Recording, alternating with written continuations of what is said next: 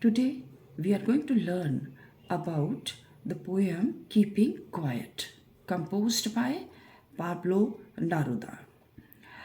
Pablo Neruda is a Nobel Prize winner, and he writes in very simple language and which could be understood very easily.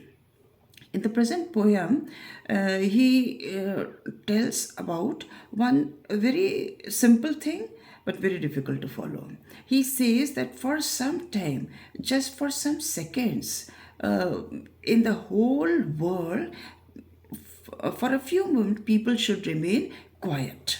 Quiet means complete silence, no work at all, and no machines should work, no wars should occur, wars should be stopped, no movement should be there, people should not do any work.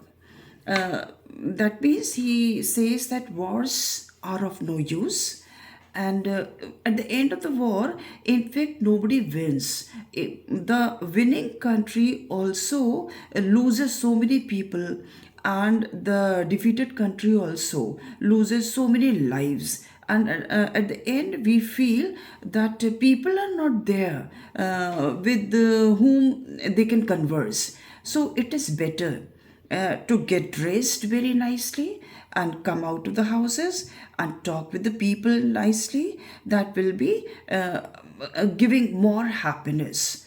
And he says that for some time, if nobody works, if everything remains still and silent, and no machines should work, so it will be, the silence will be a strange language throughout the world, and people will enjoy it just because they will find some time for introspection. They will find some time to talk with themselves, to see themselves, that what are they doing and why are they doing. They will have this much of the time to converse with themselves. And then further, the poet clarifies basically his concept of silence. Silence does not mean complete inactivity. That means complete inactivity means death. So poet does not advocate death. He says that inactivity means, inaction means, for some time some silence should be there, which will be very beneficial for the whole world. It is just like Earth, which works round the year, and when it snows, Earth does not everything becomes so silent. It seems that no work is going on, and all over the world, all over, there is snow in some regions where it snows. But it does not mean that the earth stops working. During that time also, many of the trees are in complete inactivity, and when again the spring comes, they spring up. They come to liveliness. So we can learn this thing from earth, that how to keep silent, how to do inactivity for some time, and then again come in action with full vigor. So this thing earth teaches us. And now I'm going to read the poem line by line, and then will explain you.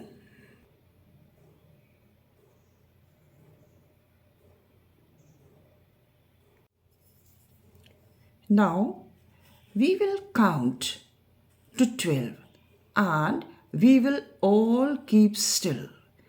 That means the poet says that he would count till 12. 1, 2, 3, 4, 5, 6, like that. And then everyone and everything should become still. मतलब एकदम शांत हो जाए सब कुछ. 12 तक गिनती गिने और थोड़ी देर के लिए सब कुछ एकदम शांत. For once on the face of the earth, let's not speak in any language.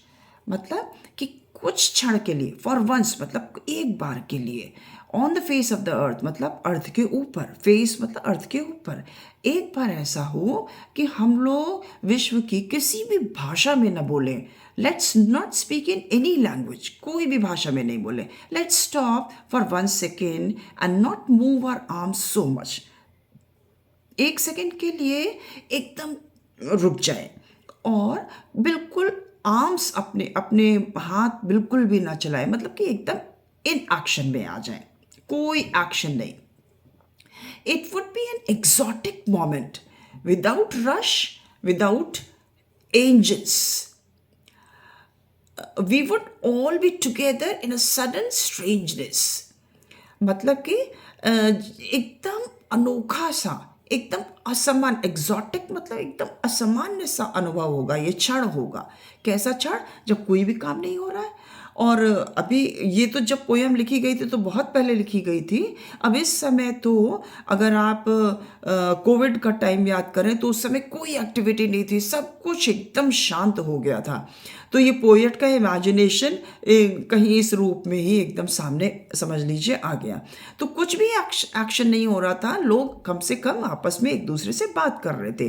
तो उनका कहने का मतलब यही है कि विदाउट रश, कोई भीड़ भाड़ नहीं, कोई जल्दबाजी नहीं, विदाउट इंजन्स, कोई किसी इंजन की, चाहे वो गाड़ी का हो, चाहे मशीनों का हो, चाहे वो फैक्ट्रीज का हो, किसी इंजन की कोई आवाज़ नहीं। We would all be together, कुछ क्षण के लिए हम लोग सब एक साथ हो जाएंगे इन अ सडन स्ट्रेंजनेस, एकदम बड़ी आश्चर्य रूप से, स्ट्रेंज रूप से हम लोग सब लोग एक साथ हो जाएंगे। Fisherman in the cold sea would not harm whales, fisherman भी कोई काम नहीं करेंगे, यानी मछुआरे कोल्ड सी में एकदम ठंडे समुद्र में वेल्स को परेशान नहीं करेंगे। क्यों?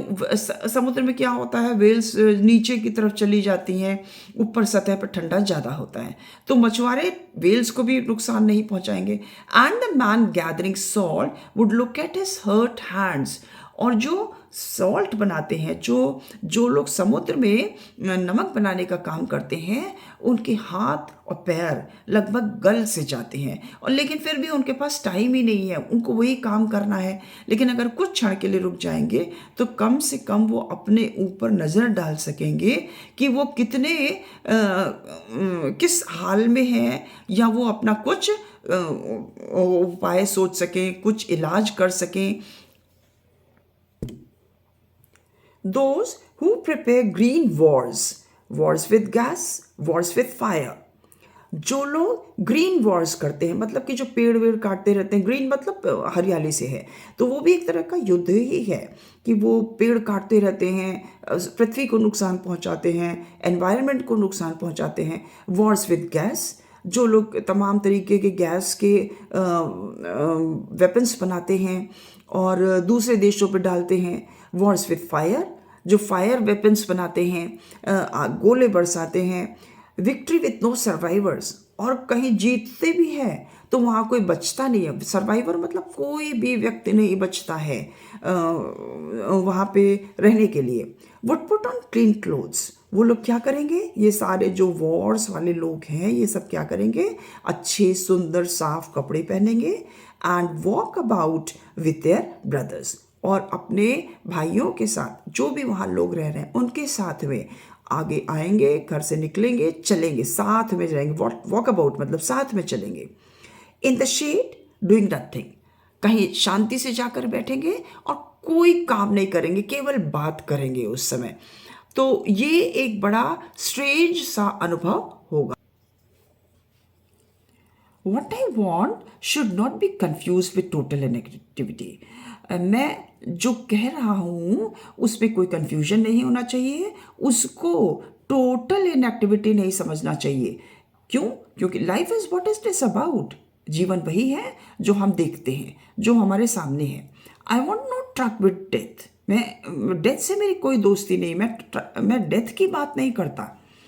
मतलब टोटल इनएक्टिविटी का मतलब तो डेथ हुआ, तो मैं डेथ की बात नहीं कर रहा हूँ। If you are not so single minded about keeping our lives moving, अगर हम केवल यही ना सोचे, एक सिंगल माइंडेडली केवल एक विचार दिमाग में न लगाएं कि बस जीवन चलना चाहिए, तो हम क्या करेंगे, and for once could do nothing, कुछ क्षण के लिए, वंस मतलब एक बार के लिए कुछ ना करें। Perhaps a huge silence might interrupt this sadness. जी, ये सारी दुनिया में कुछ क्षण के लिए लोग रुक जाएंगे, तो ये साइलेंस हमें क्या मदद करेगा? जो हम बहुत दुखी हो रहे हैं, किस बात से दुखी हो रहे हैं कि ऑफ नेवर अंडरस्टैंडिंग अस, हम दुखी होते हैं कि हम खुद को नहीं समझ पाते हैं, टाइम ही नहीं है, हर समय काम में लगे हुए हैं।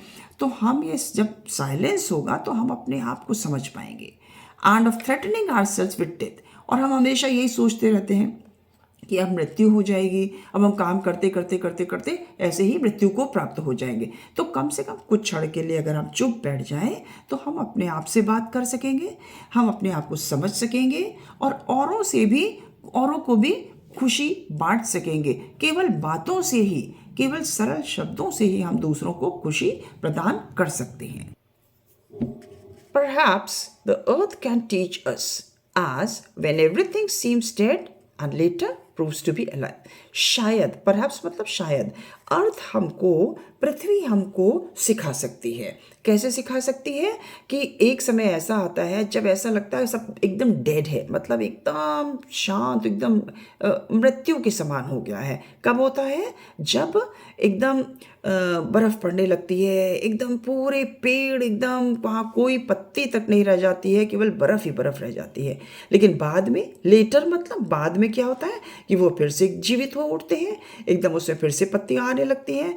तो ये कितना सुंदर लगता है, ये कितना, उस इनएक्टिविटी में भी पृथ्वी कितनी शालीनता से काम करती रहती है कि बाद में जीवनदायी हो जाती है। तो this is such a beautiful thing we can learn from अर्थ।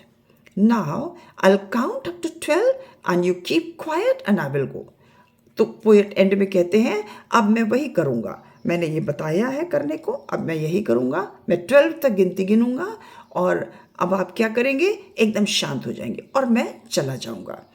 तो ये मतलब है पोएट का कि हम लोगों को कितनी सरल भाषा में पोएट ने बताया है कि शांत रह कर के अपने आप को कैसे समझा जा सकता है और औरों की भी भावनाओं को समझा जा सकता है।